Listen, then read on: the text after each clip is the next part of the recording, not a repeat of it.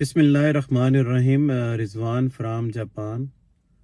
آج میں آپ کو یہ بتانے چاہ رہا ہوں کہ جاپان میں جو ورک پرمٹ ہے وہ کیا ہے، اور ورک پرمٹ لوگ کیسے حاصل کرتے ہیں، اور یہاں سے لوگ کیسے ورک پرمٹ دیتے ہیں۔ اصل میں ورک پرمٹ سے مراد یہ ہے کہ 1 سال کا کسی بھی کمپنی کے ساتھ کانٹریکٹ ہوتا ہے، اور وہ کمپنی پاکستانی یا کسی بھی غیر ملکی کو اپنی کمپنی پہ ایز اے امپلائی ہائر کرتی ہے۔ اسی طرح جو ایک ورک پرمٹ ہے وہ ایمبیسی کے تھرو بھی آپ اپلائی کر سکتے ہیں، جس میں مختلف جن کے پاس ہنر ہیں، جن کے پاس ڈپلوماز ہیں، وہ بھی اپلائی کر سکتے ہیں۔ لیکن جاپان میں جو ایک عام طور پہ ورک پرمٹ سلسلہ چلتا ہے، آج اس کے بارے میں آپ کو بتانے جا رہا ہوں کہ جاپان میں بیسکلی ورک پرمٹ ہے کیا۔ یہاں پہ تقریباً 70 to 80% جو پاکستانی لوگ ہیں وہ گاڑیوں کے کام سے منسلک ہیں، گاڑیوں کا کام کرتے ہیں، ان کی اپنی کمپنیاں ہیں۔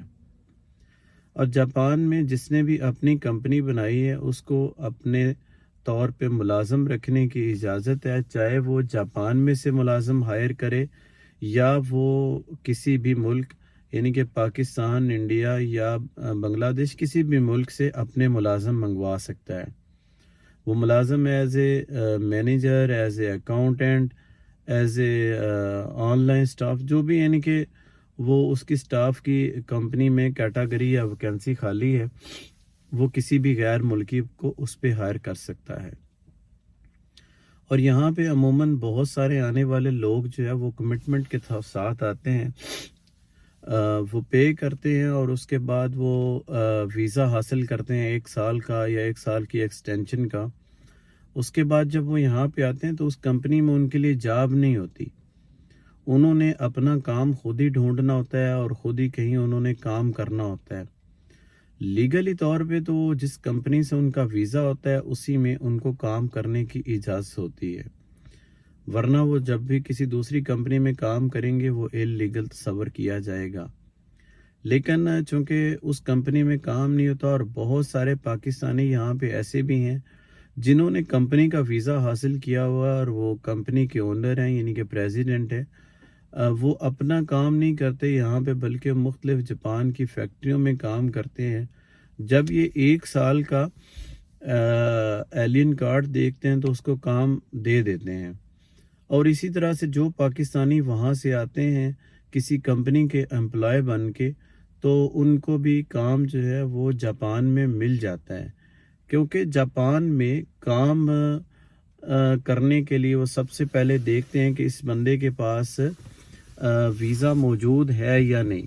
جب ویزا موجود ہے تو اس کو کام بھی مل جاتا ہے۔